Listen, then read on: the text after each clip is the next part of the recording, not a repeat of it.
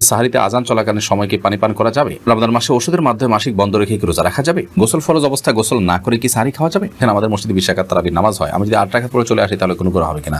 রোজা রাখা অবস্থায় পিরিয়ড হয়ে গেলে করণীয় কি? রোজা অবস্থায় টুথপেস্ট দিয়ে ব্রাশ করা যাবে কিনা? রোজা অবস্থায় বাচ্চাকে মায়ের দুধ খাওয়ানো যাবে কিনা? ইনসুলিন বা ইনজেকশন নিলে কি রোজা ভেঙে যায়? যাকাতের টাকা থেকে কি এতিমখানা দান করা যাবে? রোজা অবস্থায় তেল, সুরমা, আতর ইত্যাদি ব্যবহার করলে নখ বা চুল কাটলে কি রোজার কোনো ক্ষতি হবে? রোজা রেখে ফোনে কথা বলা যাবে কিনা? স্বামীর জাকাত এবং স্ত্রীর জাকাত কি আলাদা? রমজানে গোসলের সময় যদি কানের ভেতর পানি প্রবেশ করে তাহলে কি রোজার কোনো সমস্যা হবে? রমাদান মাসে মহিলারা রান্না করার সময় কি লবণ চেক করতে পারবেন? একাধিক মসজিদে তারাবি নামাজ পড়লে কি কোনো সমস্যা হবে কিনা? সাহারি না করলে কি রোজা হবে? শান্তনা এভাবে লিখেছেন, স্বামীর জাকাত এবং স্ত্রীর জাকাত কি আলাদা? জি, প্রত্যেকের জাকাত হিসাব আলাদা। আলী কত লিখেছেন, রোজা রেখে ফোনে কথা বলা যাবে কিনা? যাবে। খুব অতিরিক্ত কথা, অপ্রয়োজনীয় কথা বলা রোজার সাথে যায় না, কিন্তু প্রয়োজনীয় কথা তো বলতেই পারেন। এমনি শাহরিয়ার ইসলাম লিখেছেন, রমজানে গোসলের সময় যদি কানের ভেতর পানি প্রবেশ করে তাহলে কি রোজার কোনো সমস্যা হবে? সামান্য পানি যদি কানের ভিতর যায় এবং সেটা যদি আপনি ঝেড়ে ফেলে দিতে পারেন, শেষ যদি আপনার থাকে, তাহলে ইনশাআল্লাহ রোজা হয়ে যাবে, রোজার ক্ষতি হবে না। এর পরের প্রশ্ন হলো, রোজা অবস্থায় তেল, সুরমা, আতর ইত্যাদি ব্যবহার করলে নখ বা চুল কাটলে কি রোজার কোনো ক্ষতি হবে? রমাদান মাসে রোজা অবস্থায় তেল, সুরমা, আতর এগুলো ব্যবহার করলে রোজার কোনো ক্ষতি হবে না। ঠিক একইভাবে চুল, নখ ইত্যাদি কাটলেও সিয়ামের কোনো ক্ষতি হবে না, কারণ এগুলোর কোনোটাই খাদ্য কিংবা খাদ্যের সাথে সাদৃশ্যপূর্ণ কোনো বিষয় নয়। যদি আপনি রোজা রেখে খাদ্য গ্রহণ করেন, পানীয় গ্রহণ করেন, কিংবা খাদ্য বা পানীয়ের কাজ দেয় বা এটার সাথে সাদৃশ্য হয়, এরকম কোনো কিছু আপনি করেন, তাহলে সেক্ষেত্রে সেটি সিয়াম ভঙ্গের কারণ হবে। আর রোজা রেখে একজন মানুষ যদি তেল ব্যবহার করেন, সুরমা ব্যবহার করেন, আতর ব্যবহার করেন, কিংবা চল বা নখ কাটেন, তাতে না সেটা খাদ্যের কোনো কাজ দেয়, না পানীয়ের কোনো কাজ দেয়, না তার সাথে কোনো সরাসরি কোনো সম্পৃক্ততা বা সাদৃশ্য আছে, বিধায় এগুলো করলে সিয়াম ভঙ্গ হবে না, রোজা ভঙ্গ হবে না, কোনো অসুবিধা নেই। শাহাবুদ্দিন শিকদার আপনি লিখেছেন, সাহারি না করলে কি রোজা হবে? সাহারি যদি আপনি না করেন তাতে রোজা হয়ে যাবে, আমি শুরুতে বলেছি। ইখতিয়ার হোসেন ইফতি আপনি লিখেছেন, একাধিক মসজিদে তারাবি নামাজ পড়লে কি কোনো সমস্যা হবে কিনা? কোনো অসুবিধা নেই। এর পরের প্রশ্ন হলো, রমাদান মাসে মহিলারা রান্না করার সময় কি লবণ চেক করতে পারবেন?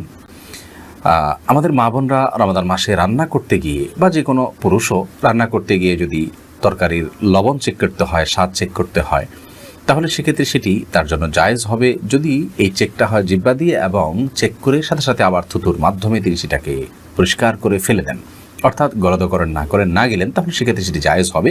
যদিও এটা অ্যাভয়েড করতে পারলে সেটা বেটার এবং উত্তম।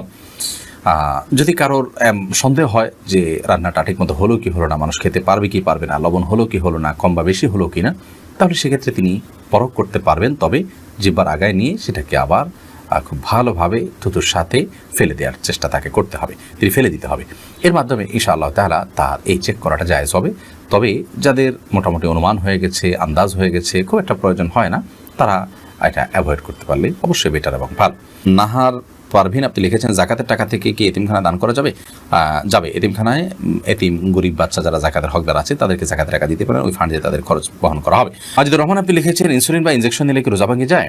ইনসুলিন বা ইনজেকশন নিলে রোজা ভঙ্গ হয় না, বিশেষ করে যে ইনজেকশন আমাদের চামড়ার নিচে বা সামান্য মাংসপেশিতে যায়, যেটা আমাদের পাকস্থলিতে যায় না, খাদ্যের কাজ দেয় না, পানীয়ের কাজ দেয় না, খাদ্য বা পানীয়ের সাথে সাদৃশ্য হয় না, সেরকম ইনজেকশন যেটা শুধুমাত্র আপনার চামড়ার নিচে ইনজেক্ট করা হয়, কিংবা আপনার মাংসপেশিতে ইনজেক্ট করা হয় এবং সেটাতে আপনার মেডিসিন থাকে সামান্য পরিমাণে, বা যেখানেই হোক ইনজেক্ট করা হয়, সেটা পাকস্থলিতে অন্তত যায় না। তো এই ইনজেকশন এবং আপনার ইনসুলিন এগুলোর কারণে রোজা ভঙ্গ হবে না, এটাই বিশুদ্ধতর মত এবং সংখ্যাগরিষ্ঠ উলামা ইকরাম, আরব আজম সবারই মত বলতে গেলে। সেই হিসাবে টিকাও এটা রোজা ভঙ্গের কারণ না, টিকা নিলেও রোজা আপনি থাকবে আপনার রোজা। তবে যেই ইনজেকশন আপনার খাদ্য বা পানীয়ের কাজে, ধরুন গ্লুকোজ আছে, এরকম গ্লুকোজের যে স্যালাইন আছে যদি আপনি গ্রহণ করেন, তাহলে তার ফলে রোজা ভঙ্গ হয়ে যাবে, কারণ এটা খাদ্য এবং পানির কাজ দিয়ে থাকে। তানজিনা আপনি লিখেছেন, রোজা রাখা অবস্থায় পিরিয়ড হয়ে গেলে করণীয় কি? পিরিয়ড যদি হয়ে যায় তাহলে ওই দিনের যে সিয়ামটা আছে, ওই সিয়ামটা আপনাকে পরবর্তীতে রমজানের পর রেখে দিতে হবে। আর পিরিয়ড হয়ে গেছে, এখন আপনি অন্য রোজাদার সামনে আপনি খাদ্য গ্রহণ ইত্যাদি থেকে বঞ্চিত থাকবেন এবং ওইভাবে পার করবেন। শামসুন নাহার স্মৃতি আপনি লিখেছেন, রোজা অবস্থায় টুথপেস্ট দিয়ে ব্রাশ করা যাবে কিনা? টুথপেস্ট বা মাজন ইত্যাদি দিয়ে, পাউডার ইত্যাদি দিয়ে দাঁত ব্রাশ করা যাবে কিনা, এ বিষয়ে আমাদের দেশের ওলামা ইকরাম বলে থাকেন এটি মাকরুহ এবং অপছন্দনীয়। রোজা হয়ে যাবে, কিন্তু একান্ত প্রয়োজন ছাড়া আপনি এটি মুখে ব্যবহার করার ফলে আপনার থুতুর সাথে অপ্রয়োজনে কিছু জিনিস আপনার পেটে যাচ্ছে, সেটা পরিমাণে কম হলেও।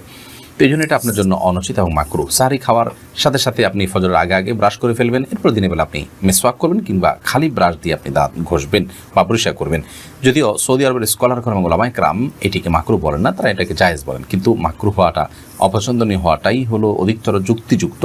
কারণ টুথপেস্ট এটি আমাদের থুতুর সাথে ভেতরে চলে যায়, হোক না সেটা পরিমাণে কম, তো এটিতে একান্ত প্রয়োজন নাই, যার কারণে আপনি সারির আগে আপনি টুথপেস্ট দিয়ে ব্রাশ করেন, পরবর্তীতে খালি ব্রাশ কিংবা মেসওয়াকের অভ্যাস গড়ে তোলেন। যে দিনের বেলা আপনি খাদ্য গ্রহণ করছেন না বিধায় এটা নিয়ে খুব বেশি পেরেশান থাকারও কোনো কারণ নেই।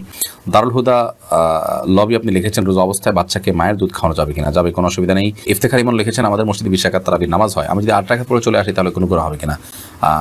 গুনাহ হবে না, কিন্তু নবী করিম সাল্লাল্লাহু আলাইহি ওয়াসাল্লাম বলেছেন, মাকামা মাআল ইমাম হাত্তা ইয়ানসির, যে ব্যক্তি ইমামের সঙ্গে নামাজ পড়ে এবং ইমাম যাওয়া পর্যন্ত অপেক্ষা করে, কুতিবা লাহু কিয়ামুল লাইল, তার জন্য রাত জেগে ইবাদতের সওয়াব লেখা হয়। তিরমিজি হাদিসটি বর্ণিত হয়েছে, যার কারণে আপনি এই সওয়াব থেকে বঞ্চিত হবেন, বিশাল বড় সওয়াব থেকে বঞ্চিত হবেন। এজন্য আপনাকে পুরো নামাজ শেষ করে আসা উচিত। 8 রাকাত পড়ে যদি আপনি চলে আসেন এই সওয়াবটা আপনার হবে না। সাকিব হাসান আপনি লিখেছেন, গোসল ফরজ অবস্থায় গোসল না করে কি সাহরি খাওয়া যাবে? যদি কারোর গোসল ফরজ হয় তাহলে গোসল ফরজ অবস্থায় যদি আপনি সাহরি খেয়ে নেন এই কারণে যে এখন গোসল করতে গেলে সাহরি খাওয়ার সময় আর থাকবে না, অথবা যে কারণেই হোক না কেন যে আমি পরে গোসল করব, তাহলে তার ফলেও সিয়াম হয়ে যাবে, কোনো অসুবিধা নেই। তবে অবশ্যই ফজরের সালাত আদায়ের প্রয়োজনে ফজরের সালাতের আগে আগেই আপনাকে ফরজ গোসল করতে হবে। কিন্তু গোসল ফরজ হওয়া অবস্থায় অর্থাৎ শরীর অপবিত্র অবস্থায় যদি কেউ খাদ্য গ্রহণ করেন এবং সাহরি খেয়ে ফেলেন বা রোজা নিয়ত করেন, তাতেও রোজা হয়ে যাবে, সাহরি হয়ে যাবে, কোনো অসুবিধা নেই। যদিও গোসল করে তারপরে খেতে পারলে সেটা উত্তম, তা বলাই বাহুল্য। সোলাইমান মাহমুদ আপনি লিখেছেন, সাহরিতে আজান চলাকালীন সময় কি পানি পান করা যাবে? জি না। আজান শুরু হওয়া মানে ফজর ওয়াক্ত শুরু হওয়া, তারপর আপনি খেতে পারবেন না। যদি আজানটা হয় আপনার তাহাজ্জুদের আজান, তাহলে সেক্ষেত্রে খেতে পারেন। আয়েশা ইসলাম আপনি লিখেছেন, রমজান মাসে ওষুধের মাধ্যমে মাসিক বন্ধ রেখে কি রোজা রাখা যাবে? এটা অনেক বোনের জিজ্ঞাসা।